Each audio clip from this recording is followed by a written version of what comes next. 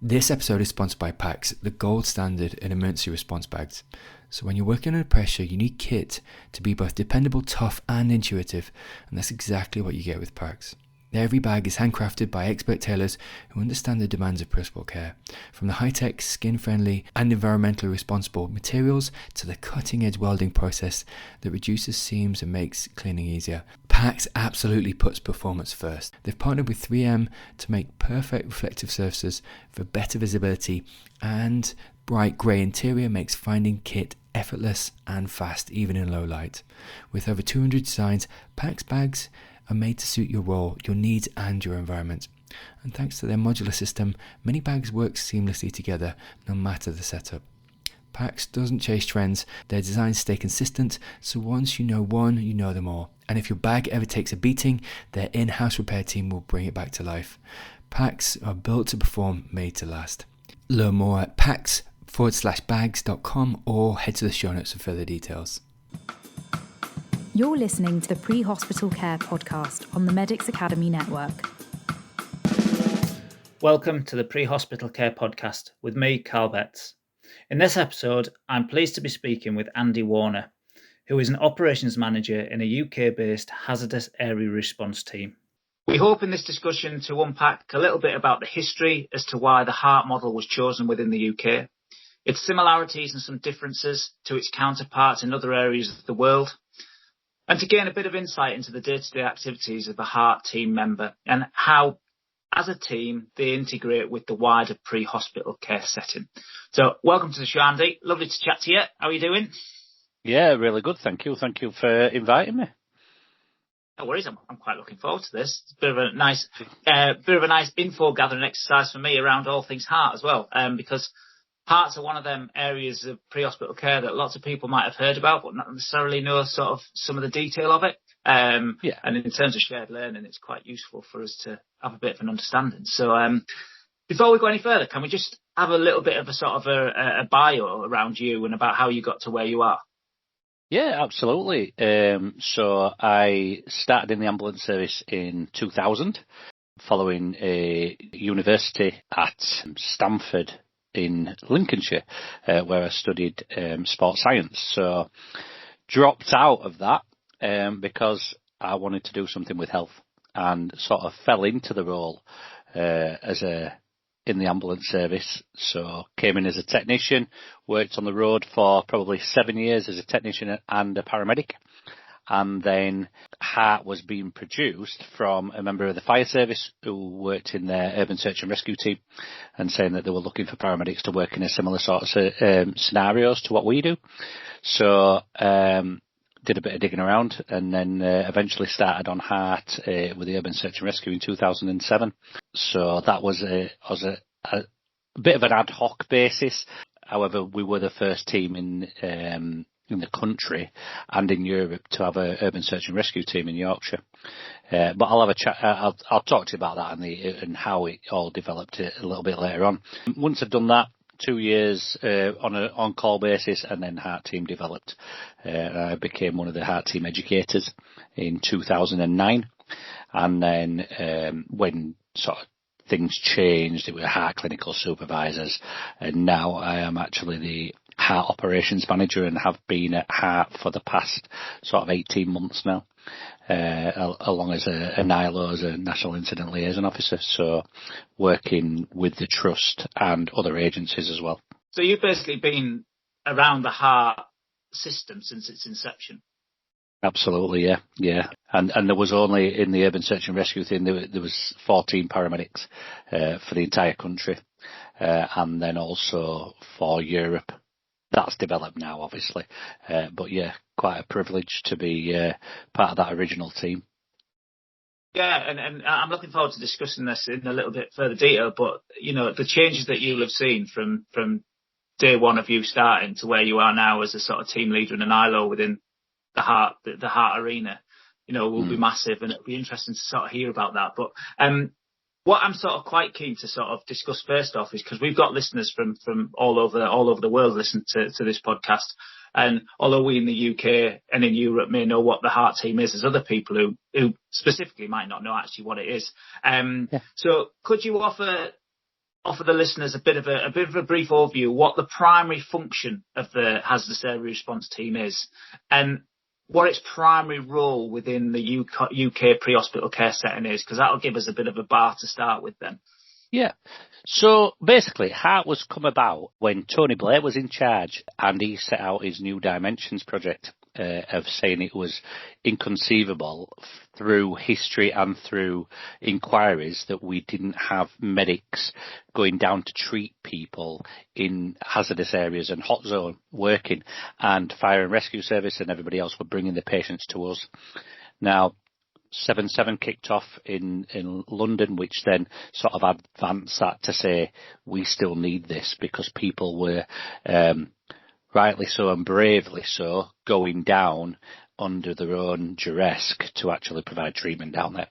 So obviously the governance and assurance and everything else had to come about that, and so in 2007 HART, which is the Hazardous Area Response Team, was developed, and that was split into two parts.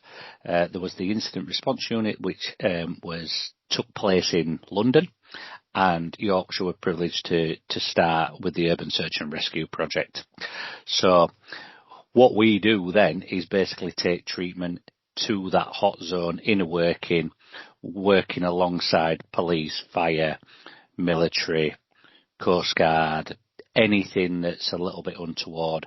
That is our role, to take advanced clinical skills in PPE to the setting, to the patients, to treat the patients in situ, or make them quick decisions to get the patient out safely. And it's a massive joint working with other agencies to help do that. And it's interesting that you use the term joint working there, because it's something that in the pre-hospital setting is an expected thing, that we do work with our system partners and our other service partners within incidents. But general frontline members of staff don't really get a massive amount of exposure with all that joint working. And you might occasionally work with the police on a certain incident, or you might work with the fire service. But in terms of working with them, when the Hazardous Area Response Team aren't there, paramedics again generally wait, or crews generally wait for the patients to be brought to them necessarily. So it's really interesting that you've got that different dynamic in terms of joint working.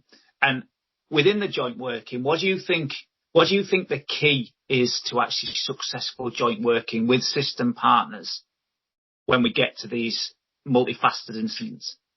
Yeah, so nationally, the JESIP project was brought in, the Joint Emergency Services Interoperability Programme, and that has had a massive change in how we work with colleagues, and government and everything are expecting people to work together. We've always worked in silos, and obviously we want the patients, police look after the crime, fire look after the hazards. However, we've all got that shared situational awareness, the joint understanding of risk, and that's what we need to make sure that we are getting that over.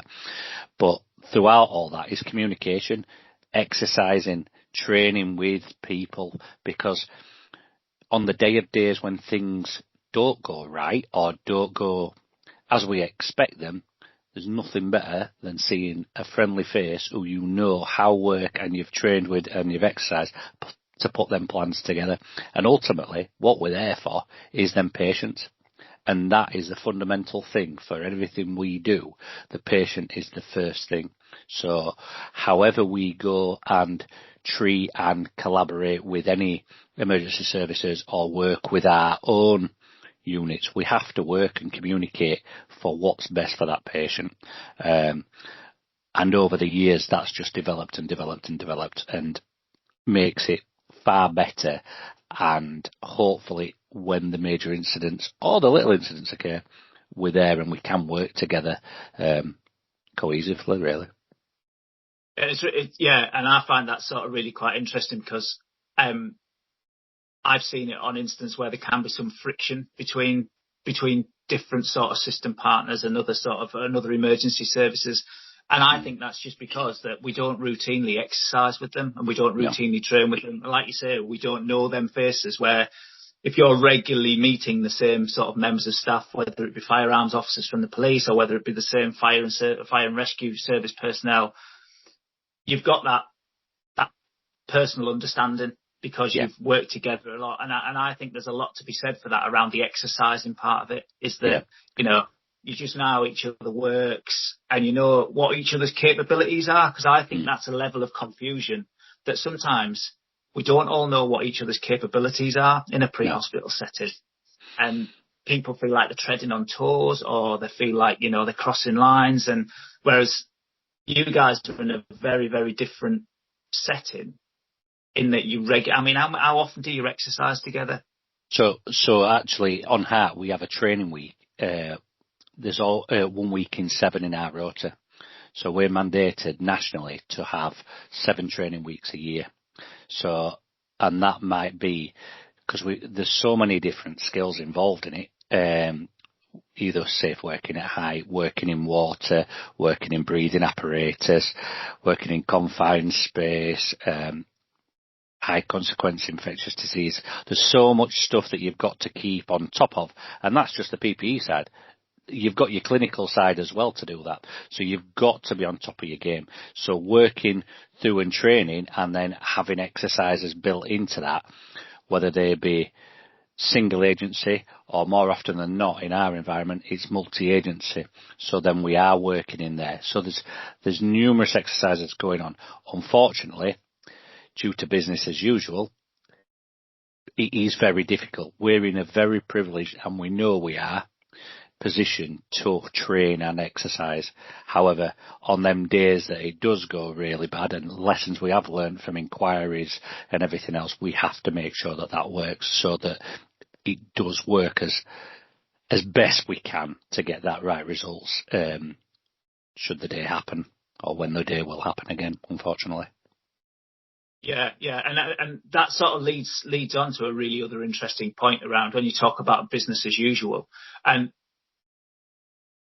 if the HART team was taken out of sort of a national funding model as such, and everything in terms of equipment, in terms of all the kit you need to do your job was taken out of that national model, and a national requirement, do you think it would be seen in the same, or the same importance would be put on it if it was down to sort of local trusts having to fund and exercise the HART team as a opportunity, really? I think initially no. I think if this was in its early stages and it was obviously for all the talk was it's here for the Olympics for 2012. Well, we're in 2025 now, and it's deemed as that important. I think what HART has offered and produced in over the years, I think now we are a massive, I think a very good, insurance for each ambulance trust, that it isn't often used. It's kept separate, but when it is needed, it's needed. And actually, I think we'll have had a lot more injuries to staff and people putting themselves in difficult situations without the training if HART was to be withdrawn. Once the foundations have been laid, I don't think a HART as a principle could ever be taken away now. I think it's set in stone, isn't it? Which is, you know, a real positive. It's just interesting around the fact that sort of, this might be the wrong word to use, but I'm going to use it because it's the one that I can think of, is within the ambulance sector, there's always that sort of, I think, a little bit of jealousy between other frontline crews and potentially sort of the HART process, because, you know, the HART team is seen to have, you know, the kits always seems to be really top notch, like sort of really high end kit. And the vehicles seem to be in a much better shape than sort of other vehicles that we use. Training, you have loads of training, and other frontline crews find it difficult to get abstracted for training. And I think there is a wee bit of jealousy around that sort of thing. And I might be wrong in that, and I hope you can tell me if I am.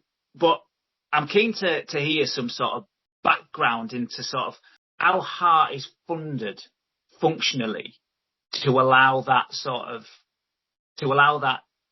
access to, all the top end gear which you absolutely need, the sort of really specialised equipment that you need, the different vehicles that you need. I'm sort of keen to hear sort of how does that come about? So it is government funded. And there's 16 HART teams across the country, and then along with SORT, which is a special operations team in Scotland, and then a smaller team in Northern Ireland as well. But that is divvied out. We have a set budget like everything else that comes into the trust, and we comply with everything there. Where we are a little bit different is that, we do need the PPE, the correct kit, and we need to make sure that is regular checked in day, that everything's complies with regulations and stuff. So that's where the funding comes. Unfortunately, the PPE and the environments we're going, we do have to have different PPE, which does become more expensive. However, we are very, very aware and making sure that kit is checked, looked after, and again, in the environments we are, not be frivolous with the money. We have to make sure that we are using the money and they're accountable, like everybody else and every other department. It is hard. You're right. Is there a bit of jealousy in there? Probably to start with a little bit. Was it hearts and minds? Yeah, we've had to do a lot of that and actually speak to people.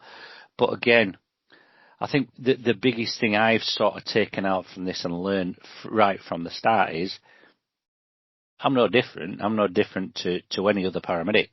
And the paramedics and the technicians and everybody else who we have in the service are all there for that common goal. And people, we have got a high standard of clinical capabilities within our trust. And we are another tool in the box for the trust, so we can go and we will support. And that's what it is. We base it an operational support unit, so to support operations. Now, if things aren't going quite correct on scene and we acknowledge that and see, then we'll step in and help and assist, because that's what's right for the patient. If the crews are in safe and they're in the PPE and doing a job, we will quite happily support, help, advise, and let them carry on, because that's the right thing to do. Yeah, and it's really interesting that you use the term. You've had to do some work around hearts and minds, because that's one of the next things that I wanted to sort of dive into. Really, is that over the years, the sort of divide and silo working that you've made reference to between sort of special operations and frontline crews has definitely lessened, which is a real positive thing. And you talk about exercising with our external partner colleagues, the fire service and then police and the military. One thing I'm keen to sort of hear from is, why is integration of special ops and frontline crews like such a key to success from a HART perspective? And actually, when you talk about the exercises that you do we exercise regularly enough with our frontline colleagues within our own services? I think we'd like to do it more. I think we really would. But again, the restraints in trying to get people off the ambulance service is so busy.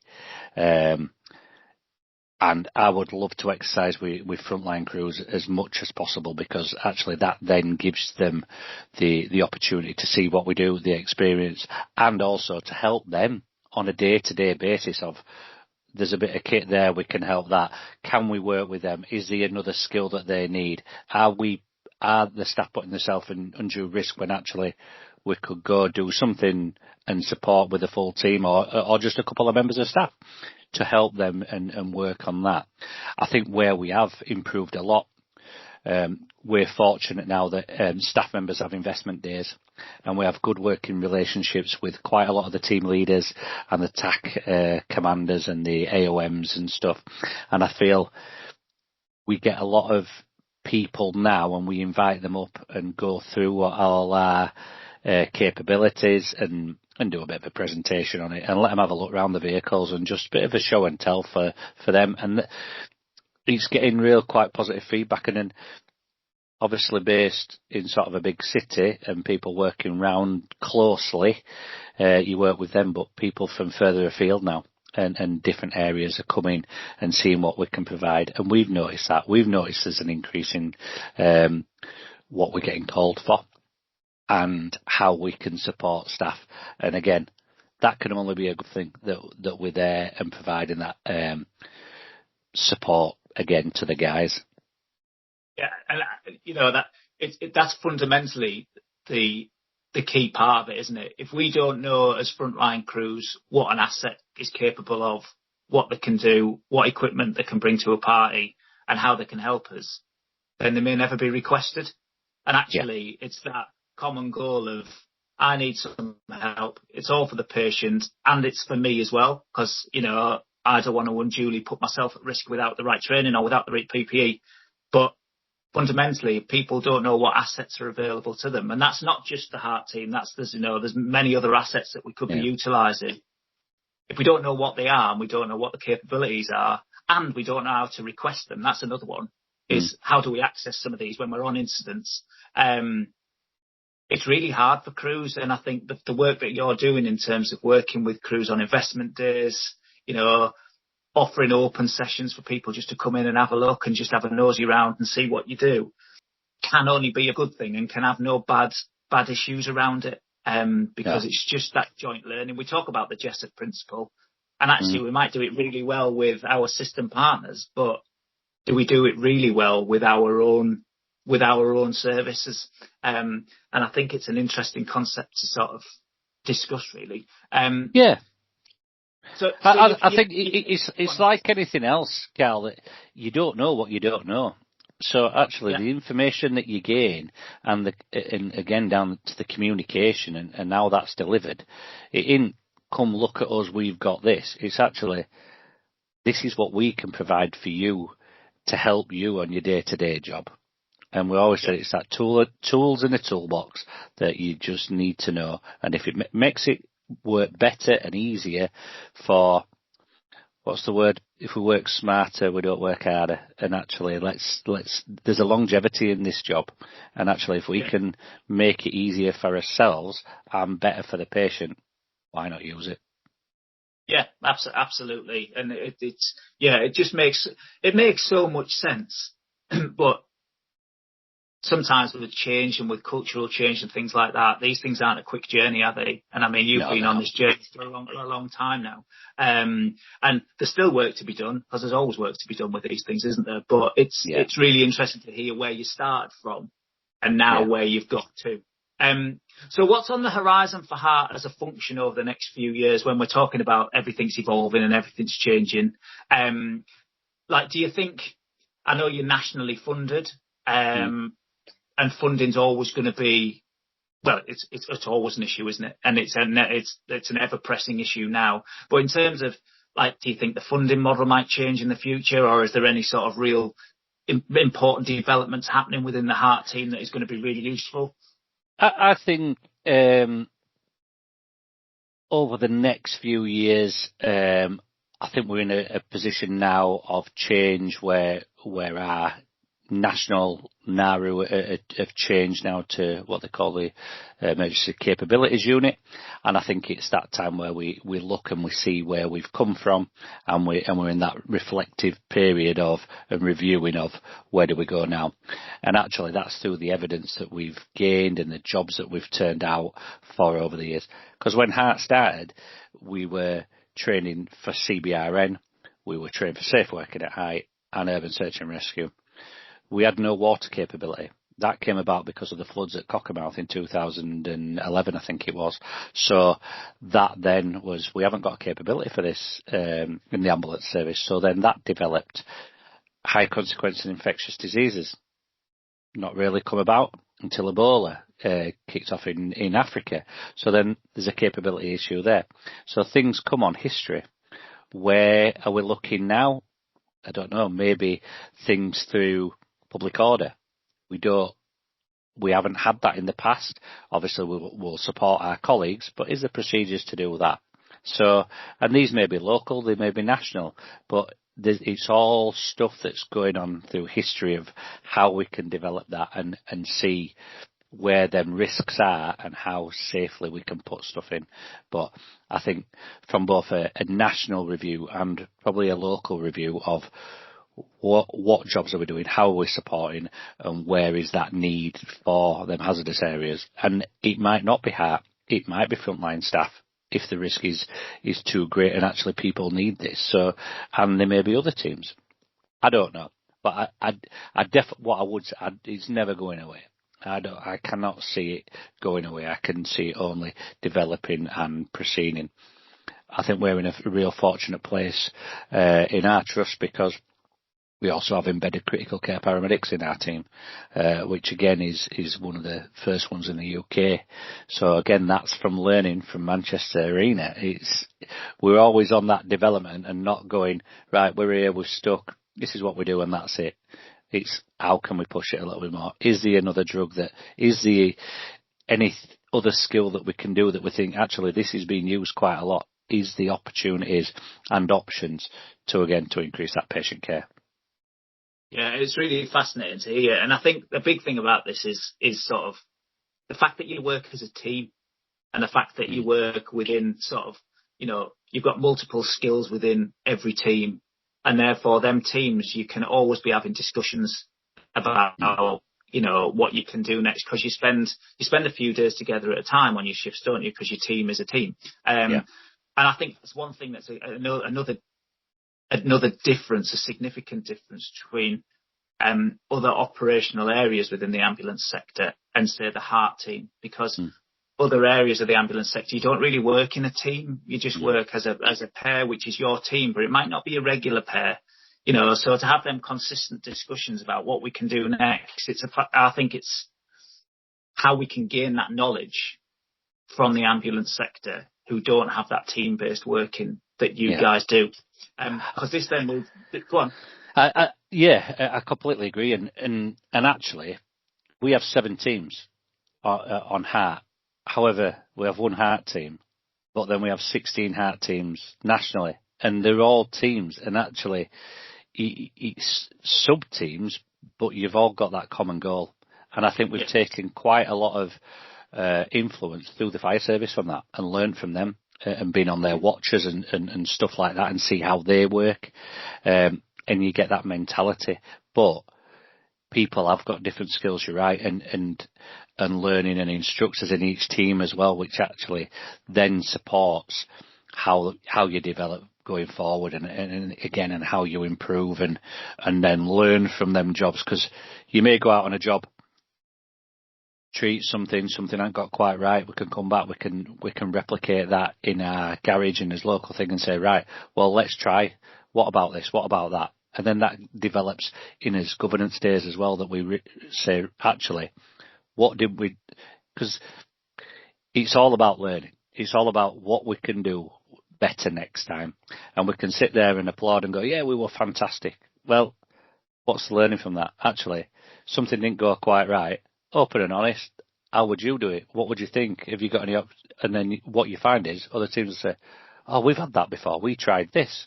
Great, well, let's put it into his training, then put it into his training calendar, and then before you know it, you're passing stuff on and passing it nationally and saying this is how we can do stuff. It's great. Yeah, it's really powerful, that. It's really powerful to hear. And when we're talking about the team-based culture within sort of HART, this beautifully leads me on to the next sort of point of view that I want to sort of discuss. And it's a bit of a hard topic sometimes when we talk about this in terms of ambulance sector and any emergency services sector really. But PTSD is obviously a massive thing, and burnout is a massive thing within pre-hospital care settings or any emergency setting. And naturally, in terms of some of the jobs that you will go to and some of the instances that you will go to as a HART team principal, there's a real risk to you guys with PTSD and with burnout. And I'm sort of really intrigued to know, how does the HART team, or how do your team sort of manage that within your day-to-day business, but also the fact that you work in a team is that a massive positive in the reduction of sort of PTSD rates linked to incidents that you go to and sort of burnout because of the job? I think your first thing is talking and absolutely, but knowing your staff, knowing your team, and reflecting on it. We have got time. We've got time to reflect. We've time to sit down. We've time to discuss it. But it's also knowing that time to actually decompress as well, because depending on what it is, and there's some horrific stuff. We've all had the jobs, but that we probably get more of it. But on the road, again, they still have that. I think we're in a very privileged position to be able to have that time to sit, to debrief, to decompress, to sort of try and decompartmentalise it and sort of say, what are we? But then we've also got that support in the post-incident care, trim, health and well-being, and we really sort of look after each other in these scenarios. We review the jobs, we can see what people are going to, and have that open door policy of actually, the guys who are in sort of the senior management team here have all been on HART before. We've all developed through it. We can empathise. Yeah, we don't know how everybody's feeling, but we can definitely empathise with some of the jobs and be like, right, come on. If you want to come and sit down and say and have a chat, no problem. But if you don't, that's fine as well. You can talk to your team. You can talk to everybody else. It might be on somebody else's team. There's just a lot of opportunity and a lot of support for people. And I think from sort of speaking to colleagues out actually on the road, I think that's where it changes, and that's the difference today. There's just job after job. They don't get that downtime. They don't get that time to just offload on crews. We do recognise and are really sort of privileged to have that time to try and reflect on stuff. Yeah, and it's really, really, really interesting that you also, in a few questions previous, you made reference to the fact that, you just go and then sort of in a simulation environment, then replicate some of these things and just process through the jobs as to what you've done, get the learning from them, find the positives in them as well. So, you can, you've done your absolute best, as opposed to sometimes when you just, when you're on the road as a road crew, is you go to a job and then sometimes you finish the incident and you're just left with thoughts of, right, did I do that right? Did I not do that right? And sometimes them thoughts can stick with you for a good few days. And it's, and you do have that ability to have a chat on station, but what you haven't got is the ability to have the chat with the people who are also on the job, because you haven't got that fundamental team-based working. And it's really interesting that within PTSD and burnout and general mental well-being for operators, that you go to some of the most horrific jobs that anybody could go to, but actually you've got the strongest mechanism as well. And it's really interesting because if you didn't have that mechanism, I'd be having a guess that you would see some significant mental health issues within your staff. Absolutely. And one of my old bosses said right from the start, you have to focus on your staff. You need to know your staff. And fortunately, within your teams, we have different vehicles and we rotate around. And it's not just knowing your staff at work, and it's not being nosy, but it's actually, how's the home life? Is everything all right there? And supporting through that, because if people are happy and are being supported at home and with real life issues that they're dealing with, if you can support them in that and guide them and help them through that, they're going to be happier at work. They're going to have that confidence at work and also be able to function properly. You've got it. It's a huge thing for me that family, home life is the paramount of it. And actually, you need to support people through that and support them through issues and in their time of need, that actually when they're in work, they've got that more positive outcome and know that support's there because you are aware of what they are and you do pick up on little things of they're not quite right. Something's been said, they just isolating a little bit. Let's have a chat, let's sort it, and try and nip things in the bud before they actually start spiralling. And I think we're really good on that at HART in supporting the staff and supporting them in everything. But again, like I said, for me, home life they need to be supported in everything. It's like a family, really. Yeah, it's that whole holistic approach, isn't it? It's that, Absolutely. It's you are, yes, a paramedic and an operator in HART, but you're also, a dad, an uncle, a granddad, a husband, all these sorts of things. And they do all impact your daily work. And actually, they're all part of who makes you, you. Yeah. And they're all as fundamentally as important as each other. And I think sometimes we forget that. We go to work and we just think, I'm at work, you crack on. But actually, if your brain isn't quite in gear, the risk to you, the risk to your mates, the risk to your patients is significantly raised at that point. And it's interesting that the key fundamental thing that you've mentioned lots of time within this half an hour chat is time. And time is something that within the modern pressures of the modern system, people just don't have. No. And people remember that as well. And we're all busy. We've all got our own priorities and everything like that. But actually, just having that time, just having that 5 minutes, hello, you're all right in the morning, just seeing, is everybody okay? And people will say, yeah, every day, yeah, I'm fine. But you know, and then they'll catch you or you catch them on their own and then there might be just that little offload, which is absolutely fine because that's what you need to do because things build up. They build up for everybody. And actually just having that little bit of time and effort and that I wouldn't even say it's a conversation, it's a listening. People need to be listened to and we can sit and we can talk and go, oh yeah, but actually they just want to be listened to. And if people are listened to, then that makes it so much better because actually then you can help them. Yeah, there's a great video that Simon Sinek says about the art of listening and the fact that if one party just feels listened to, then you're on to a winner. And nobody teaches properly how to listen. And it's a skill that, as leaders, we all fundamentally need. And something that, unless you practice at it and unless you actually regularly do it, it's something that it's a skill that you need to sort of learn, really, to do properly. So leading on from that, we all, in any line of work, it doesn't matter what we do, there are occasions, there's times when we get frustrated with stuff, whether it be sort of how slow things happen, whether it be sort of how many hoops you have to jump through to get things done. I'm keen to know from you, from your history. I mean, you've been on the HART team, you've been within the ambulance sector a few years now. I'm not going to give you how many years away because it'll show your age, and you're a young whippersnapper, aren't you?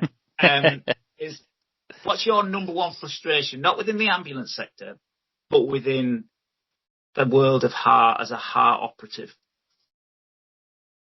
Oh, that's a really good question. Probably how long it takes things to happen and develop. HART is very much, we hurry up, then we wait. And that goes for jobs. We needed, bam, off we go, then we wait. And that is fundamental, really, what happens. And for me, I just like things to happen a little bit quicker. And again, and that's with everything we're developing stuff and trying to progress stuff. And that frustrates me a little bit because you can see it, but you're reliant on a lot of other cogs. Whereas sometimes you just want to go, yeah, let's do this. Let's crack on. We can do it. But actually, we've got to do it right. And don't get me wrong, I understand why and why we need to do it. It just, you can get a little frustrating at times with that. But it is the nature of the beast. And that's why I feel you've got to be a certain type of person to come onto HART. And I know it's, people like it because it's, yeah, we're doing this, we're doing that. The sort of inside on HART is we do get a lot of downtime. And if you get bored very easy, it's probably not a place for you because it's managing your time. It's keeping fit. It's keeping current. It's doing some training. But there is times where you can be sat around for hours, and likewise on jobs, you could sit there. I've done jobs that's lasted 3 days that you sat there and then at the end it's, well, that's it, we're all right, we've sorted, it's okay. Well, that's fantastic. For me, that's a bonus. Nobody's hurt. Nobody's injured. We haven't had to do anything. Nobody's put themselves at risk. Great. People like to do stuff. And I get that. We all like it. We all like the juicy job. We all like to say we've had a great job. But unfortunately, that means probably somebody's been hurt, injured, or even died. So it's that. You've got to have a definite mindset into, right, I can cope with my own self and just sit here and relax. And if I don't need to speak to anybody for 5 hours, that's absolutely fine. But if I need to go, I've also got a switch that I need to switch on and be off and do it to the best of my ability. So I think if things could just develop a little bit quicker, that would be my frustration, I think. Yeah, I think we share our same sentiments there, Andy. We've had many discussions about this before, haven't we? Yeah, yes, yeah. And I'd like to say I pull my hair out, but I'm not being rude. You can't really pull your hair out. Yeah, exactly. Yeah, too much. I had a full head of hair when I started. So, coming sort of into the close on this conversation, I've really enjoyed it, Andy. And there's listeners who sort of maybe keen to sort of look at opportunities in sort of special operations, not necessarily in HART, because as I said, there's people listen to this all over the world, and there's going to be different settings where you can undertake these functional sort of roles that you undertake. But if there's one piece of, I like to call it the golden nugget of advice. You've been around for a fair few years now, and you've got an awful lot of insight. And if I was to think about, I want to start thinking about becoming a HART operative, if you were going to give us one piece of golden advice that stood you in absolute steadfast, good fortune, what would it be? Talk to people. I would say that. Don't be shy. Go put yourself out there and go and have a look and see what's out there. Talk to the people who are doing the job. Gain from their experiences. Get a true reflection of what it is that actually happens. And go and try and observe. Can I go out for a shift? Can I go and look at this? What is it you do? Get that information, but talk to the people who are doing it. I think the other thing is just be human. Be human, and in this, there's great stuff about HART, but there's also bad things about HART, and it's knowing that actually this isn't the all be all and end all. It's only a small little piece, and actually it's finding your niche of what you want to do. I think we're really fortunate. We have critical care paramedics, we have SOAR, we have helicopters, we have HART. But actually, what is the path that you want to go down? And focus on that. And I think we can go very broad and go, I want to do this, I want to do that. Well, actually, focus on what sort of catches your eye. And go and set out on that path and put yourself in. And through the recruitment, you can see people who are doing that. They put the time and the effort in, and they stand out. They stand out as people who are generally interested. They've invested their time. They've spoke to people. They've been round. They've observed and everything. And I would say, if you're ever doing that, come and speak to people who are actually doing the job, and maybe not listen to people who have an opinion on it. Everybody will have an opinion, but talk to the people who are doing it, and then you'll get a true reflection of everything, I think. Yeah, and that's so true, isn't it? That's so true in any line of work. Is the honest opinion is the people who are actually doing the job, yeah. And to on too many occasions, things happen with the wrong evidence. Yeah, and therefore people are shocked when they get the outcome that they get. And so there's no true reflection than just having a chat with people and having a conversation. I'm definitely in your camp when it comes to that. And I think also like I say, I've been here from the start, so I've seen people have come in and it's not for them. That's fine. That's human nature. It isn't for everybody. People have got bored. What I would say is probably 99% of people who have come and left have progressed in their career. There's very few people who have gone back to saying, I just want to do this. And actually they've progressed, whether they've gone on to other specialist roles, into command structures, into national training, into other areas. And I think actually when we look back and reflect and think, you know something, it's actually put people in real good stead for their future development and what they've learned from it. So, and there will be people, you will get a true reflection of it. You'll get people who'll say, yeah, it's great. You'll get some say, no, it isn't what it is. That's fine. That's absolutely fine. But have that broad opinion of speak to some of the older staff who's been here from day one, speak to some of the newer staff, speak to the middle people and find out exactly what it is. But we can't be doing too bad when we've still got probably still a dozen staff from day one who are still on the unit, which I think is probably the most in the country. So we don't do too bad, I don't think. It's amazing when you talk about that, Andy, because the thing I've picked up from there is that the people who progress, it's not necessarily the hard skills that they're picking up within HART that are giving them the ability to progress. It's the soft skills around that sort of, that leadership, reflective, open personality. They're the things that I think within the HART function are probably the biggest things that people.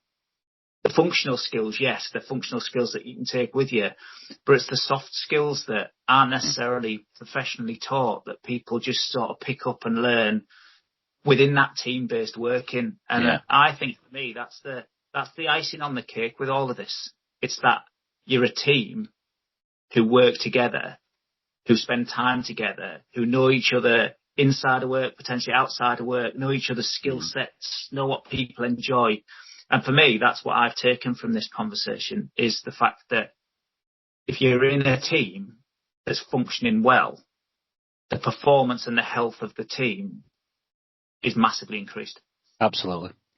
Completely agree with that. It is all about the team, the trust, and the communication with it all. And actually what you can, sky's the limit really with what you can perform as them teams. And when you've got each other's backs and you can support and you can see and you know people, I was always a big one of, these are my work colleagues. These are colleagues at work. Well, actually, you get some real life friends in this because you go through thick and thin and put yourself in some real difficult situations. And when I was a team leader and putting staff in real tough sort of situations that you think, are you doing the right thing? And to get them outcomes, that just brings that bond closer because everybody knows that you've got each other's back. And that is a paramount thing for anything. And that even goes along with the fire, the police, the mountain rescue, people like that.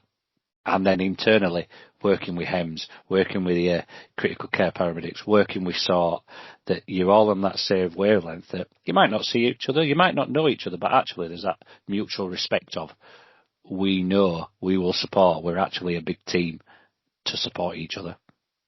Absolutely. And what a brilliant way to finish. What an excellent way to finish. So really, thanks very much for your time this morning, Andy. As I say, we know each other, we have regular conversations, but it's the first time we've actually just sat down and had a bit of a detailed chat around this sort of stuff. Yeah. And I've really enjoyed it. It's been fascinating. So thank you very much for your time. I hope the listeners have got something out of it and I hope they've enjoyed it. And I hope you've enjoyed sort of having a chat as well. It's really appreciated. Yeah, no, absolutely. It's one of the first times I've done this. So actually talking about it and actually reflecting on what I've done in the past is really quite nice and good. And hopefully, if it just gets out to one person that decides that HART is for them, then great. We've helped somebody again, haven't we? Absolutely. I'll transport an application form if you listen to it. Yeah, absolutely. We're always recruiting. All right, mate. Thank you very much for your time, and it's much appreciated. You take care. All right. Cheers, Carl. You're listening to the Pre-Hospital Care podcast on the Medics Academy Network.